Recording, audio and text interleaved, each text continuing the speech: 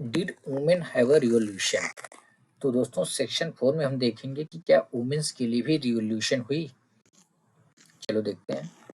जैसे यहाँ पे फिगर में हम देख सकते हैं कि Parisian women to their way to Versailles. यहाँ पे पेरिशियन वुमेन्स है जिनके हाथ में जो भी आया है सब कहाँ पे जा रहे हैं, वर्साइल को डिस्ट्रॉय करने के लिए।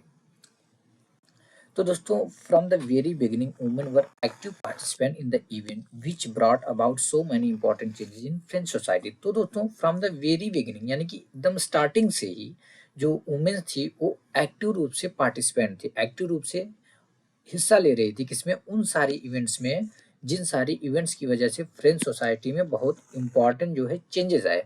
ठीक है, यानी कि स्टार्टिंग से वुमेन्स उन सारे इवेंट्स में एक्टिव रूप से हिस्सा ली थी जिन इवेंट्स की वजह से, जिन घटनाओं की वजह से फ्रेंच सोसाइटी में बहुत सारे इंपॉर्टेंट चेंजेस आए, बहुत सारे इंपॉर्टेंट बदलाव आए। अब बात आती कि वे आखिर में हिस्सा क्यों ले रही थी। तो उनको उम्मीद थी, उनको आशा थी क्या कि उनका जो इन्वॉल्वमेंट होगा, किसमें इन्वॉल्वमेंट होगा, उन इवेंट्स में, उन रिवॉल्यूशन में, उसकी वजह से जो रिवॉल्यूशनरी गवर्नमेंट है वो प्रेशराइज होगी और ऐसे मेजर इंट्रोड्यूस करेगी जिससे कि उनकी लाइफ जो है इम्प्रूव हो जाएगी। ठीक है, और most women of the third state had to work for a living. तो ज़्यादातर जो वुमेन्स थी थर्ड स्टेट की उनको लिविंग के लिए काम करना पड़ता था। दे वर्क एज सीमस्ट्रेसेस और लॉन्ड्रेसेस। सीमस्ट्रेसेस यानी दर्जिन होती है, यानी जो कपड़ों की सिलाई करती हैं। लॉन्ड्रेसेस यानी कि जो लॉन्ड्री में काम करती हैं, यानी जो कपड़े धुलती हैं। ठीक है, तो वे क्या क्या करती थी, कपड़े सिलने का काम करती थी, कपड़े धुलने का काम करती थी, फ्लावर बेचती थी, फ्रूट बेचती थी और वेजिटेबल बेचती थी, कहाँ पे, मार्केट में। और were employed as domestic servant in the houses of prosperous people. और जो प्रॉस्परस लोग थे, जो अमीर लोग थे, उनके घर में एक डोमेस्टिक सर्वेंट का भी काम करती थी, यानी घरेलू नौकर का काम करती थी।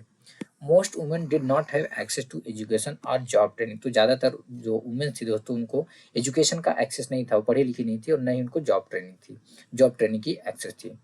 ओनली daughters ऑफ nobles और wealthier members of the third state could study at a convent.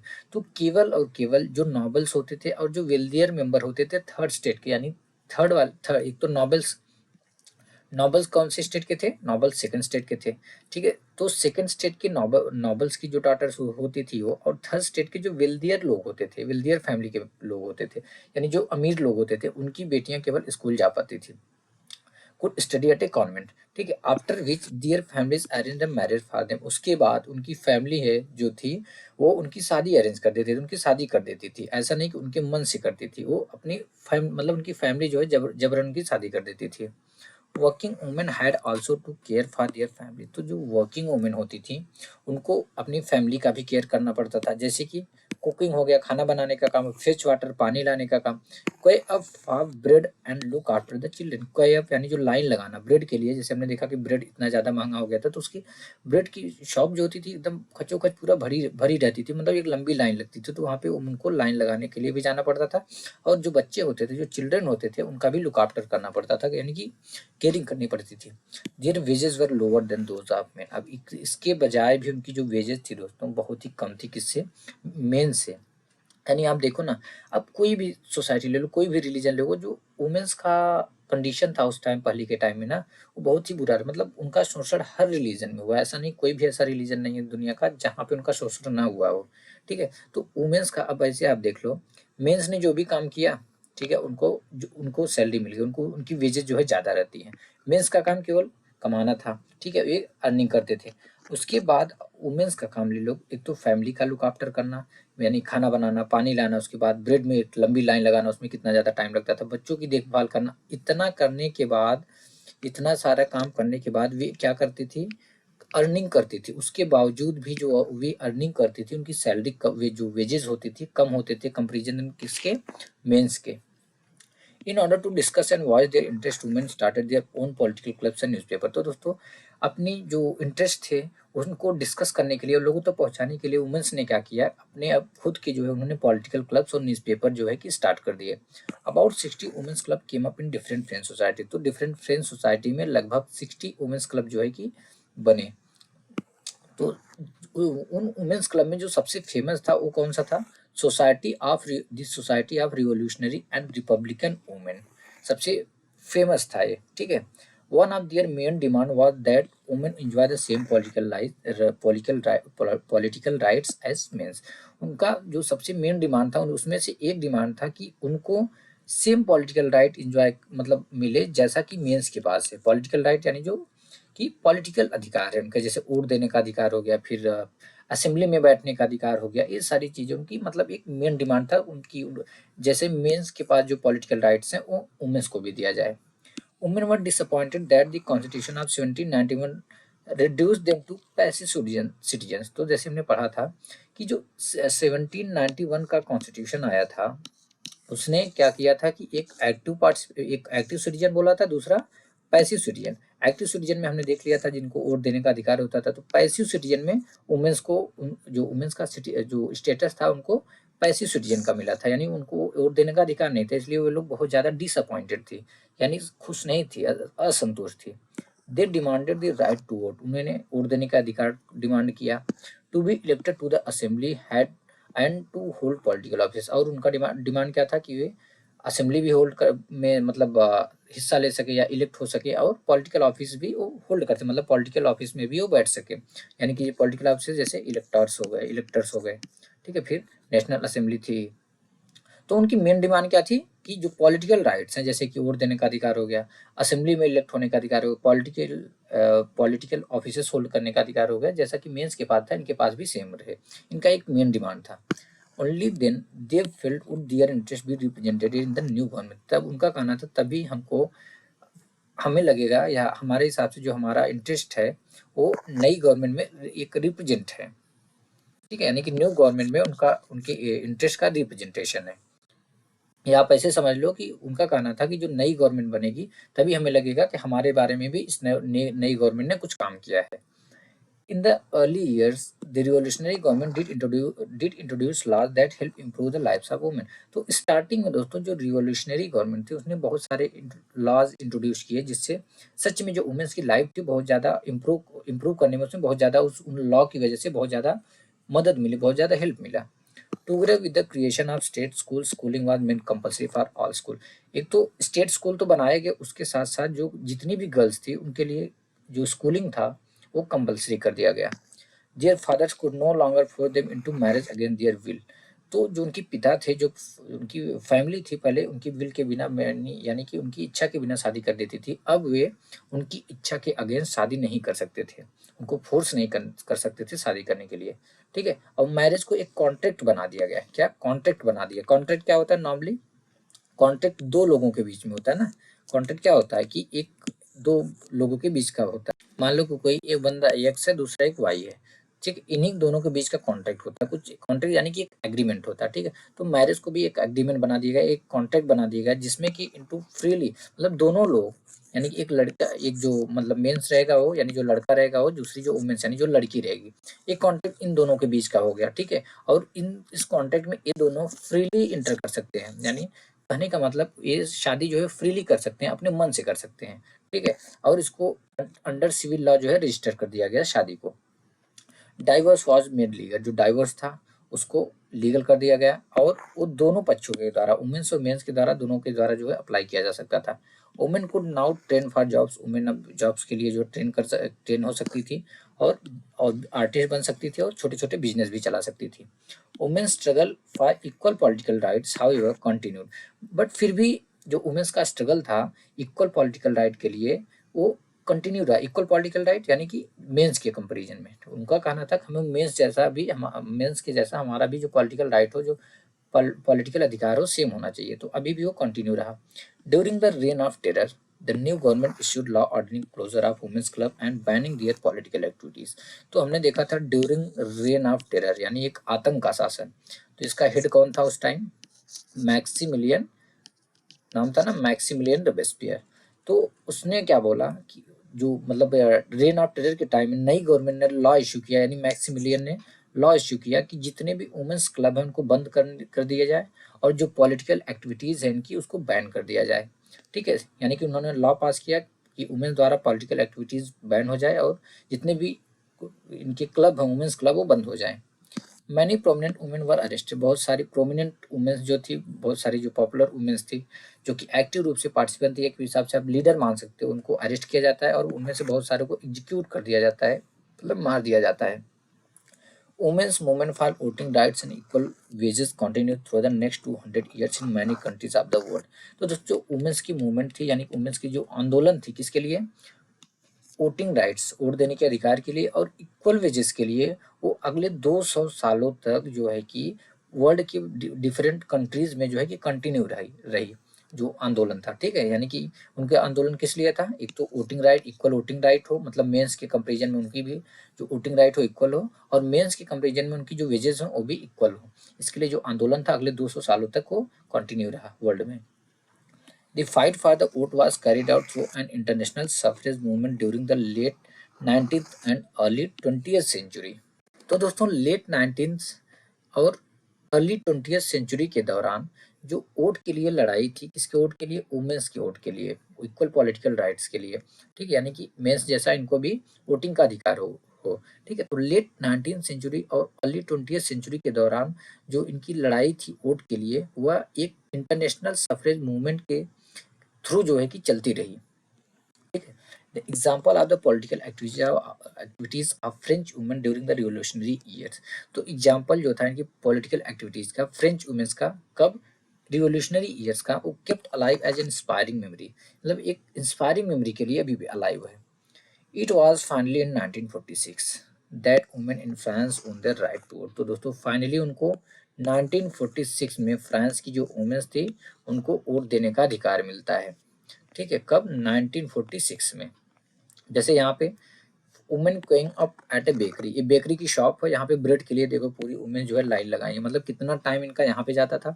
उसके बाद बच्चों की देखभाल करना, खाना बनाना, पानी लाना, हर चीज़, मतलब उसके बाद जो अर्निंग के लिए भी जाती थी, बट फिर भी उनकी वेजेस जो है कम थी और उनको उनकी वैल्यू भी मेंस के कंपेरिजन में बहुत कम दी जाती थी। ठीक है, अभी सेक्शन 5 है दी एवोल्यूशन ऑफ स्लेवरी, यानी स्लेवरी किस प्रकार से एबोलिश हो जाती है। One of the most revolutionary social reform of the Jacobian regime was the abolition of slavery in the French colony. तो दोस्तों जैकोबिन रिज्म का, यानी जैकोबिन का जब शासनकाल था, उसमें एक सबसे मोस्ट रिवोल्यूशनरी सोशल रिफॉर्म में से एक था, कौन सा? The abolition of slavery in French colony, यानी फ्रेंच कॉलोनीज में जितनी फ्रेंच कॉलोनीज थी उसमें स्लेवरी जो है अबोलिश हो जाती है।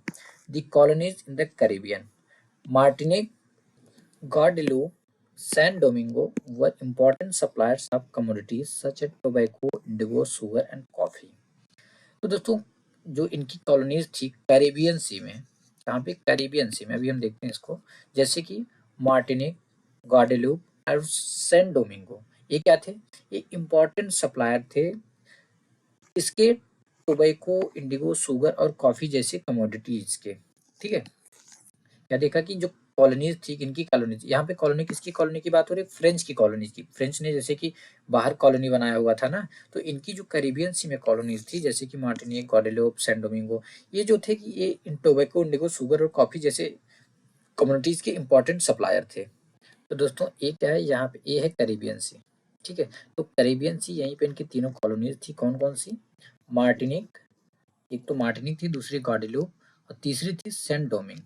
ठीक है, तो ये तीनों क्या थे? ये तीनों कॉफ़ी, टोबैको, ये सब जो कम्युनिटीज़ थी इसके बहुत ही इम्पोर्टेंट सप्लायर थे। But the reluctance of Europeans to go and work in distant and unfamiliar land mean a shortage of labour on the plantation. But दोस्तों प्रॉब्लम अब क्या है? प्रॉब्लम ये है कि जो यूरोपियंस थे वे उन जगहों पे नहीं जाना चाहते थे या उन लैंड पे नहीं जाना चाहते थे जो कि फ्रांस था उससे डिस्टेंस हो, मतलब बहुत दूरी पे हो और खास करके अनफेमिलियर हो। ठीक है, but the reluctance of European, मतलब यूरोपियंस की इच्छा ना होना, कहाँ पे? टू क्या ना होना? To go and work in distant and unfamiliar land, की बहुत ही दूर डिस्टेंस, मतलब अपनी जगह से बहुत ही दूर जाना लैंड पे और वहाँ पे काम करना जो कि बिल्कुल अनफेमिलियर हो। इससे क्या हुआ? शॉर्टेज हो गया किसका? लेबर का। किस लिए? प्लांटेशन के लिए। अब वहाँ पे कैरिबियन सी की जो भी कॉलोनी थी वहाँ पे प्लांटेशन होता था। ठीक है, तो यूरोपियंस का होता है एक्चुअली ना, अपनी फैमिली छोड़ के नहीं जाते। अभी जैसे हम लोग क्या है कि मर्चेंट नेवी में, ठीक है, तो सीफेयर में अगर देखोगे आपको यूरोपियन मिलेंगे ही नहीं, यूरोपियन जो है वो मिलेंगे ही नहीं। तो 90% जो सीफेयर हैं कहाँ के हैं? इंडियन है, फिलिपिनो है, 90%। आप कुछ इसमें पाकिस्तानी भी है, मतलब यही लोग आते हैं, बाकी यूरोपियंस तो आते ही नहीं है।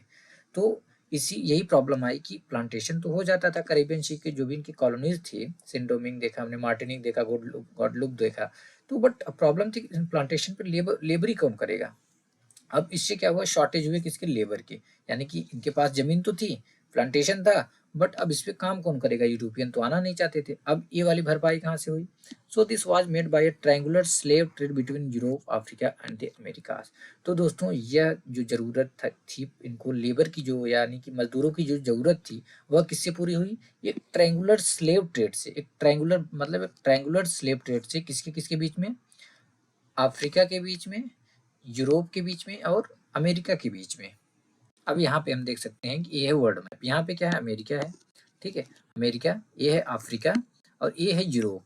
तो एक ट्रायंगुलर स्लेव ट्रेड चला किसके किसके बीच में, एक तो ये है ट्रायंगुलर स्लेव ट्रेड, ठीक है, यानी कि इनको जरूरत होती थी किसकी, स्लेव की। तो ये लोग कहाँ पे जाते थे, अफ्रीका, अफ्रीका से स्लेव लेते थे और जाते थे यूएस जाते थे, फिर या यूरोप जाते थे। यूएस में क्या क्यों जाते थे, यहाँ पे मतलब अमेरिका में क्यों जाते थे, क्योंकि इनकी कॉलोनीज थी। जैसे यहाँ पे हमने देखा कॉलोनीज थी, पहले हमने देखा ना कि फ्रेंच की बहुत सारी कॉलोनीज थी जो कि डिस्टेंट लैंड पे थी, यूरोपियन तो जाना नहीं चाहते थे, इसलिए क्या किया इन्होंने, एक स्लेव ट्रेड चला किसके किसके बीच में, अमेरिका के बीच में, यूरोप के बीच में और अफ्रीका के बीच में। तो दोस्तों स्लेव ट्रेड कब स्टार्ट होता है, 17th सेंचुरी में। French merchants sailed from the port of Bordeaux, Nantes to the African coast where they bought slaves from local chieftains। तो जो फ्रेंच मर्चेंट जहाजें होती थी, ठीक है, फ्रेंच मर्चेंट जो जहाजें होती थी वो कहाँ से चलती थी, दो पोर्ट थे फ्रांस में, दो पोर्ट थे, एक था बॉर्डेक्स और दूसरा था नांटीस। देखते हैं इसका लोकेशन हम। तो दोस्तों ये है फ्रांस, ठीक है, तो फ्रांस यहाँ पे ये वाला जो दिख रहा है आपको, ये कौन सा पोर्ट है, ये है नैंटीस, नैंटीस पोर्ट है, और ये है बॉर्डेक्स, ठीक है। तो ये दोनों पोर्ट एक्चुअली आपको दिख रहा होगा कि थोड़ा इनर दिखाया है, ऐसा नहीं सी कोस्ट पे यानी सी के साइड नहीं दिखाया, actually these both port are not sea port. Sea port क्या होते हैं, सी पोर्ट जो कि सी कोस्ट पे रहते हैं, यानी समुद्र के किनारे रहते हैं। एक सी पोर्ट होता है, दूसरा रिवर पोर्ट होता है, ठीक है। तो रिवर पोर्ट जो होते हैं वे रिवर में होते हैं, यानी रिवर के बैंक पे होते हैं। तो ये दोनों दोनों जो पोर्ट है ये रिवर पोर्ट है, नाइन्टीज भी और बॉर्डेक्स भी। तो ये जो है कि दो रिवर हैं, एक यहाँ पे है, एक ये वाली रिवर है, इन दोनों के बैंक पे हैं दोनों रिवर, ठीक है। तो जो बॉर्डेक्स है वो कौन से रिवर के बैंक पे है, गेरोन रिवर का क्या नाम है, ये जो रिवर है ये वाली रिवर का नाम है गैरोन, GARONE, ठीक है, ये गैरोन है। और इस रिवर का नाम है लवार, लवार यानी ALOIRE, ठीक है। तो ये दोनों पोर्ट इतना याद कर लो, ये दोनों पोर्ट रिवर पोर्ट है, ये दोनों पोर्ट सी पोर्ट नहीं है, ठीक है, यानी कि रिवर के बैंक पे हैं। ये फ्रांस है, यहाँ पे है कौन सा पोर्ट, यहाँ पे है गार्डेक्स और यहाँ पे है नैंटीस। तो यहाँ से जो मर्चेंट वेसल होती थी यहाँ से जाती थी कहाँ पे, यहाँ से हो जाती थी अफ्रीका, और अफ्रीका के जो लोकल चीफ्टेन होते थे वहाँ, यानी जो लोकल सरदार होते थे, मुखिया जो होते थे, उनसे वो ट्रेड खरीदते थे। कौन, ये फ्रेंच मर्चेंट जो फ्रेंच लोग थे, ठीक है। हमने देख लिया कि बॉर्डेक्स और नाइन्टीज पोर्ट से कहाँ पे जाते थे, अफ्रीकन कोस्ट पे जाते थे, और वहां से लोकल जो चिफ्टेन होते थे उनसे स्लेव खरीदते थे।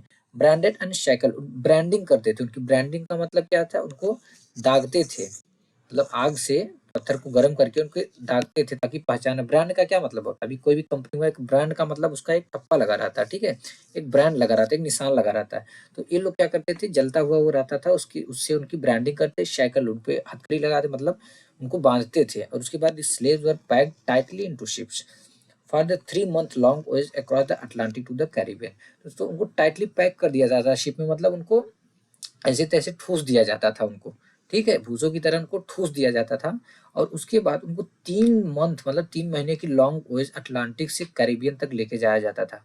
तब की वजह है, मतलब तब जो जहाजें थी उतनी फास्ट नहीं होती थी। अभी के टाइम में तो दोस्तों ये जो रास्ता है आपको, जैसे हमारा जब हम यूएस ट्रेड पे थे, हम यूरोप से यूएस जाते थे, 10 days की सेलिंग, मैक्सिमम 10 days की सेलिंग होती थी, जबकि हमारी स्पीड जो थी वो लगभग 19 नॉट्स होती थी, सॉरी 21 नॉट्स होती थी। 21 नॉट्स समझ लो कि लगभग 40 नहीं तो 35 किलोमीटर पर आवर, यानी 35 किलोमीटर पर आवर की स्पीड से हम जाते थे। और 10 से 12 दिन, मैक्सिमम 12 दिन, नॉर्मली 10 दिन लगता था, बट मैक्स टू मैक्स 12 दिन में हम कैरिबियन सी पहुंच जाते हैं आज के टाइम में।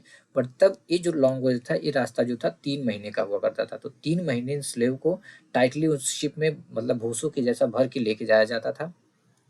वहां पे उनको प्लांटेशन जो ओनर थे उनको बेच दिया जाता था। ठीक है, the exploitation of slave labour made it possible to meet the growing demand in European market for sugar, coffee and indigo. तो अब जो इनका शोषण होने लगा स्लेव लेबर का, इससे क्या हुआ कि अब जो ग्रोइंग डिमांड थी यूरोपियन मार्केट्स में, जैसे कि शुगर, कॉफी और इंडिगो की, वो मिलने लगी। ठीक है, मतलब जो इनका ग्रोइंग इतना डिमांड था अब वो चलने लगा। यानी कि इनको लेबर चाहिए था, लेबर मिल नहीं रहे थे, बट अब जो है कि जो स्लेव इनको मिले, उनका एक्सप्लोटेशन हो रहा था, उनका शोषण हो रहा था, तो स्लेव की वजह से जो इनका ग्रोइंग डिमांड था इतना बढ़ रहा था, अब वो नॉर्मल हो गया। Port city like Bordeaux and Nantes owe their economic prosperity to the flourishing slave trade.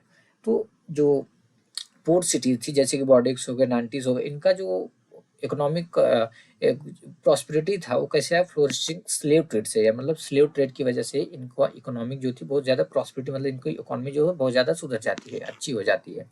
ठीक है, throughout the 18th century there was little criticism of slavery in France. तो दोस्तों पूरे 18th सेंचुरी में जो slavery, France में जो slavery थी, दास प्रथा जो थी, उसका क्रिटिसिज्म बहुत कम रहा था, मतलब लोग उसकी निंदा नहीं करते।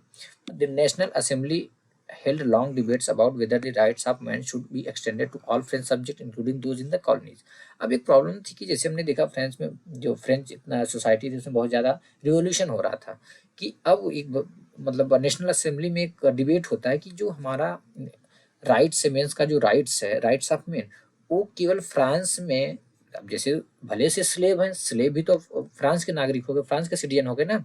उनका कहने का मतलब था असेंबली में कि एक बात डाउट है इनको, मतलब लोग डिस्कस कर रहे थे कि जो मेंस के राइट्स हैं वो केवल फ्रांस के जो प्रॉपर सिटीजन है उनके तक ही सीमित रहना है, या फिर इसको एक्सटेंड कर दिया जाए, मतलब जो स्लेव है उनके लिए भी, और इसको जो हमारी एक्सटेंड पे जो कॉलोनीज हैं वहाँ के लिए भी। यानी नेशनल असेंबली है लॉन्ग डिबेट्स, नेशनल असेंबली में बहुत ही लॉन्ग डिबेट हुआ किसको लेके, राइट्स ऑफ मैन की, जो राइट्स हैं आदमियों के, जो मेंस के अधिकार हैं, उसको जो फ्रेंच सब्जेक्ट हैं, जितने भी फ्रेंच सब्जेक्ट हैं, यानी जितने भी फ्रेंच प्रजा है, ठीक है, सब्जेक्ट यानी प्रजा, उनको तक, यानी जो यहाँ तक की जो कॉलोनीज में वहां तक एक्सटेंड किया जाए, कि बस जो प्रॉपर है जो फ्रांस के ही हैं वहां तक लिमिटेड रखा जाए। But it did not pass any law, but इसने यानी कि नेशनल असेंबली ने कोई भी लॉ नहीं पास किया। किस लिए? फियरिंग, इसको डर था अपोजिशन का, from business man who income depended on the slave trade. उन बिजनेसमैन से डर था जिनका जो इनकम किस पे डिपेंड था, स्लेव ट्रेड से। जैसे अब नेशनल असेंबली क्यों डरेगी, नेशनल असेंबली में थे कौन, अब याद करो, नेशनल असेंबली में एक्टिव सिटीजन जो है कि क्या करते थे, वोटिंग करते थे। एक्टिव सिटीजन का हम जानते हैं कौन थे। और उसके बाद इलेक्टर्स होते थे। इलेक्टर्स क्या होते थे, जो हाई टैक्स देते थे। उसके बाद नेशनल असेंबली, मिला जुला के बड़े लोग ही थे। तो नेशनल असेंबली जो डर की वजह से, उसको डर था कहीं ना कहीं कि जो अपोजिशन है, बिजनेसमैन जिनके जिनकी इनकम डिपेंड है स्लेव ट्रेड पे, उनकी वजह से उन्होंने कोई भी कानून पास नहीं किया। But finally the convention which in 1794 legislated to free all slaves in the French overseas possession। तो फाइनली क्या हुआ, कन्वेंशन ने एक लॉ पास किया कि 1794 में, कि जितने भी स्लेव्स हैं फ्रेंच ओवरसीज पोजेशन, यानी कि फ्रेंच के बाहर, मतलब ओवरसी जितने भी पोजीशन है वहां से स्लेव जो है कि खत्म कर दिए जाए। स्लेव खत्म को मतलब फ्री कर दिया जाए। ठीक है, this however turn out to be a short term measure, but दोस्तों ये कुछ ही दिन के लिए था। 10 साल बाद नेपोलियन री इंट्रोड्यूस स्लेवरी। नेपोलियन जो था उसने, नेपोलियन बोनापार्ट, उसने स्लेवरी को री इंट्रोड्यूस कर दिया। Plantation owners understood their freedom as including the right to enslave African Negroes to pursuit of their economic interest। अब जो अपने इकोनॉमिक का इंटरेस्ट के लिए जो जो प्लांटेशन ओनर थे, अब वो अफ्रीकन निग्रोज को इंस्लेव करके एकदम पूरा मतलब फ्री हो चुके थे, समझ लिए थे कि अब हमको फ्रीडम है, हम इनको जो निग्रोज हैं, अफ्रीकन निग्रोज हैं, उनको इंस्लेव कराएंगे, मतलब कि स्लेव बनाएंगे। स्लेवरी वो was finally abolished in French colony इन 1848। तो दोस्तों फाइनली जो स्लेवरी खत्म होती है हमेशा के लिए फ्रेंच कॉलोनीज में, वो कब होती है, 1848 में। सेक्शन 6 है कि the revolution and everyday life. तो दोस्तों जो पॉलिटिक्स है, क्या वो हमारा डेली की जो लाइफ है, डेली की लाइफ, जैसे जो हमारा हम जो कपड़े पहनते हैं वो, जो लैंग्वेज बोलते हैं वो, और जो बुक्स रीड करते हैं उसको क्या पॉलिटिक्स बदल सकती है? The years following 1789 France saw many such changes in the lives of men, women and children। But दोस्तों 1789 के बाद फ्रांस में ऐसे चेंजेस देखने को मिले मेंस, वुमेन्स और चिल्ड्रन की लाइफ में। The revolutionary government took it upon themselves to pass law that would translate the ideal of liberty and equality into everyday practice. का मतलब है कि जो रिवोल्यूशनरी गवर्नमेंट थी उसने बहुत प्रयास किया, बहुत ऐसे सारे कानून पास किए, किस लिए कि वो ये चाहती थी जो लिबर्टी और इक्वलिटी की आइडल्स हैं वो एवरीडे लाइफ में है, जो एवरीडे की लाइफ है हमारी उसमें भी रहे, यानी कि कपड़े सब समान पहने, मतलब इक्वल पहने, लैंग्वेज सेम हो, बुक सारी सब रीड करें, यानी कि लिबर्टी और इक्वलिटी के आइडियाज को वो एवरीडे लाइफ में लाना चाहते थे। इसके लिए उन्होंने बहुत सारे कानून पास किए, लॉ बनाए, ठीक है। तो one important law that came into effect soon after the storming of the Bastille in the summer of 1789 was the abolition of censorship.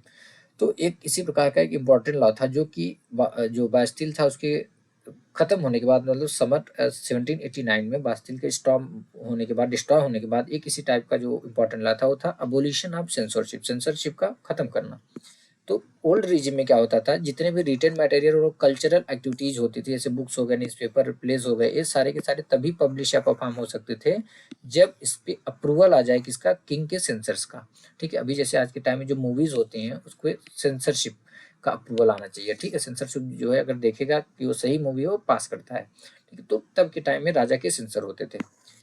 Now the declaration of the right of man and citizen proclaim freedom of speech and expression to be a natural life. But अब क्या हुआ, जो declaration of right of man और citizen था उसने proclaim किया किसको, freedom of speech, आप कुछ भी बोल सकते हैं, और एक्सप्रेशन, इसको नेचुरल राइट बना दिया। Newspapers, pamphlets, books and printed pictures flooded the towns of France from where they travelled rapidly into the countryside. तो न्यूज़पेपर, पैम्पलेट, बुक्स और प्रिंटेड पिक्चर्स क्या थे, पूरे फ्रांस में फैल जाते हैं हर जगह, और वहाँ से धीरे धीरे कंट्री साइड वाला जो एरिया था, यानी जो गाँव देहात वाला एरिया था, वहाँ पे भी एकदम फ्लडेड हो जाते हैं। They all describe and discuss the event and changes taking place in France. तो उसमें था क्या, उसमें था कि वो सारी इवेंट्स, वो सारी घटनाएं जो कि फ्रांस में हो रही हैं और जिसकी वजह से फ्रांस में चेंजेस आ रहे हैं, वो उसका डिस्क्रिप्शन था उसमें, मतलब वो डिस्क्राइब किया गया था, उस पर डिस्कशन दिया गया था कि लोग क्या बोल रहे हैं। Freedom of the press also mean that opposing views of even could be expressed. Freedom of press का क्या मतलब है, यानी कि जो भी एक एक्टिविटीज है, कोई भी एक चीज है, उसका जो अपोजिंग व्यूज भी वो एक्सप्रेस कर सकते हैं, मतलब अपोजिशन वाले भी कुछ बोल सकते हैं क्योंकि उनको फ्रीडम है। ठीक है, each side sought to convince the others of its opposition through the medium of print। तो हर एक साइड, मतलब एक बंदा जो अपोजिशन के बंदे को कन्विंस करने की कोशिश करता था, एग्री करने की कोशिश करता था अपने पॉइंट ऑफ व्यू से, किसके थ्रू, मीडियम ऑफ प्रिंट के थ्रू। ठीक है, play songs and festive processes attracted large number of people. जो प्ले सॉन्ग्स और फेस्टिव, तो उससे लार्ज नंबर ऑफ पीपल जो अट्रैक्ट होते हैं, मतलब बहुत सारे लोग। This was one way they could grasp and identify with ideas such a liberty or justice that political philosopher wrote about at length in text which only a handful of educated people could read। अब हमने यहाँ पे देखा कि place, songs and festive प्रोसेसन attracted large number of people, यानी कि place से जो नाटक होते थे, सॉन्ग्स जो गाए जाते थे, जो फेस्टिवल होते थे, उसने जो है कि बहुत सारे लोगों को अट्रैक्ट किया। और अब ये होते क्यों थे, एक्चुअली यह एक तरीका था किसका, कि जो पॉलिटिकल फिलोसफर जो लिबर्टी और जस्टिस जैसे आइडियाज को एक बुक में लिखे हुए थे। ठीक है, और उस बुक को हैंडफुल लोग ही पढ़ सकते, कुछ ही लोग पढ़ सकते थे। ठीक है, अब जो नहीं पढ़ सकते थे उनके लिए क्या था, उनके लिए था ये प्लेस के थ्रू, सॉन्ग के थ्रू और फेस्टिव के थ्रू। ठीक है, तो इनके थ्रू वो आइडेंटिफाई कर सकते थे कौन कौन से आइडियाज, लिबर्टी और जस्टिस जैसे आइडियाज को, और उसको ग्रेस्प कर सकते थे। यहाँ पे जैसे देख सकते हैं पेंटिंग दी पैट्रियोटिक फैट रिड्यूसिंग प्रेस। यहाँ पे फैट मतलब मोटापा कम करने की मशीन है। ठीक है, आगे देखते हैं कंक्लूजन में हमने क्या देखा, इन 1804 Napoleon Bonaparte crown himself emperor of France. तो दोस्तों 1804 में नेपोलियन बोनापार्ट ने अपने आप को फ्रांस का एम्परर जो है कि घोषित कर दिया। तो उसने अब जो है नेबरिंग यूरोपियन कंट्रीज को जीतना स्टार्ट कर दिया। वहाँ की जो डायनेस्टीज होती थी उनको हराते थे, उनको मार देते थे, और उसके बाद उस किंगडम पे किसको बैठाते थे, अपनी फैमिली के मेंबर को उनकी जगह पे लगा देते थे। मतलब वो राज अपनी फैमिली के जो मेंबर होते थे, रिश्तेदार जो भी, उनको दे देते थे। Napoleon saw his role as a moderniser of Europe. Napoleon अपने आप को यूरोप को मॉडर्नाइजर के रूप में देखता था। तो दोस्तों नेपोलियन ने बहुत सारे लॉ इंट्रोड्यूस किए, जैसे कि प्रोटेक्शन ऑफ प्राइवेट प्रॉपर्टी, यानी प्राइवेट प्रॉपर्टी के प्रोटेक्शन को लेकर इसने लॉ जो है कि पास किया। और इसने वेट और मेजरमेंट को लेके एक डेसिमल सिस्टम पे आधारित एक जो है कि सिस्टम, यूनिफॉर्म सिस्टम जो है लागू किया। ठीक है, इनिशियली बहुत सारे लोग जो थे नेपोलियन को एज ए लिबरेटर देखते थे, जो कि उनको फ्रीडम दिला सकता, मतलब लोगों के लिए फ्रीडम ला सकता है। But soon the Napoleonic armies came to be viewed everywhere as an invading force. बट शीघ्र ही जो नेपोलियन की आर्मी थी, हर जगह हर जगह लोग उसको एज ए इन्वेडिंग फोर्स के रूप में देखने लगे। ठीक है, यानी जो सीधे हमला कर रही है। He was finally defeated at Waterloo in 1815। तो दोस्तों नेपोलियन बोनापार्ट कब हारता है? नेपोलियन बोनापार्ट की हार होती 1852 में वाटरलू में। ठीक है, many of his measure that carried the revolutionary ideas of liberty and modern laws to other parts of Europe had an impact on people long after Napoleon had left. तो दोस्तों जो नेपोलियन के measures थे, यानी जो उसके उपाय थे किसके? रिवोल्यूशनरी आइडियाज जैसे कि लिबर्टी और मॉडर्न लॉ को यूरोप के डिफरेंट पार्ट में ले जाने वाले। ठीक है, यूरोप के डिफरेंट पार्ट में उसके जो रिवोल्यूशनरी आइडियाज थे जैसे कि लिबर्टी और मॉडर्न लॉ के, वो क्या हुए कि उसकी मृत्यु के बाद भी, नेपोलियन जब मर गया उसके बाद भी लोग जो है उससे बहुत इम्पैक्ट, बहुत प्रभावित थे। The ideas of liberty and democratic rights were the most important legacy of the French revolution. Legacy यानी कि विरासत। तो दोस्तों जो फ्रेंच रिवॉल्यूशन के जो फ्रेंच रिवॉल्यूशन हुई उसका सबसे इम्पोर्टेंट लिगेसी क्या था, सबसे इम्पोर्टेंट विरासत हमें क्या मिले उससे? कि आइडिया ऑफ लिबर्टी और डेमोक्रेटिक राइट। ठीक है, तो this spread from France to the rest of Europe during the 19th century. तो ये जो आइडियाज थे जैसे कि लिबर्टी और डेमोक्रेटिक राइट, ये ड्यूरिंग द 19th सेंचुरी के दौरान यूरोप के अदर पार्ट में क्या होते हैं? फैल जाते हैं। कहाँ से? फ्रांस से। ठीक है, where feudal system were abolish, जहाँ पे फिर फ्यूडल सिस्टम जो है अबोलिश हो जाता है। Colonised people would rework the idea of freedom. तो जो कॉलोनाइज्ड लोग थे, जहाँ पे मतलब दूसरे देश जैसे कि ब्रिटिशर्स का मान लो कहीं पे, जैसे ब्रिटिशर्स हमारे इधर थे, ठीक है, तो हम उनकी कॉलोनी थी, हम कॉलोनाइज्ड लोग हो गए। ठीक है, तो rework the idea of freedom, उन्होंने फ्रीडम के आइडिया को रिवर्क किया, फिर से डिफिनेशन दिया। फ्रॉम बॉन्डेज, यानी कि जो बॉन्डेज यानी कि बधे रहना, किसी में बधे रहना, यानी कि एक स्लेव जो थे अपने मालिक के प्रति क्या थे? बधे रहते थे मालिक से। ठीक है, into their movement to create a sovereign nation. तो जो कॉलोनाइज्ड लोग थे वो एक सोवरेन नेशन स्टेट बनाने के लिए जो अपने उनके आंदोलन थे, उसमें उन आंदोलनों में, यानी कि उन मूवमेंट में फ्रीडम से, बॉन्डेज से फ्रीडम की आइडिया को एक नया डेफिनेशन दिया। Tipu Sultan and Ram Mohan Roy are two example of individual who responded to the idea coming from revolutionary France। Respond मतलब प्रेरणा लेना, यानी कुछ सीखना। तो जैसे कि टीपू सुल्तान हो गए, राजा राम मोहन राय, ये दो एग्जाम्पल, इंडिविजुअल एग्जाम्पल थे जिन्होंने कि रिवोल्यूशनरी फ्रांस से ये जो आइडियाज थे उसको रिस्पॉन्ड किया था। ठीक है, उससे कुछ प्रेरणा लिया था। अब यहाँ पे जैसे पेंटिंग में देख सकते हैं Napoleon crossing the Alps, painting by David. यहाँ पे नेपोलियन है, एल्प माउंटेन को क्रॉस कर रहा है। एल्प माउंटेन कहाँ पे है? यूरोप में। तो फाइनली दोस्तों हमने ये चैप्टर कंप्लीट कर लिया और आशा करता हूँ कि आपको भी यह चैप्टर समझ में आ गया होगा। तो मिलते हैं नेक्स्ट वीडियो में।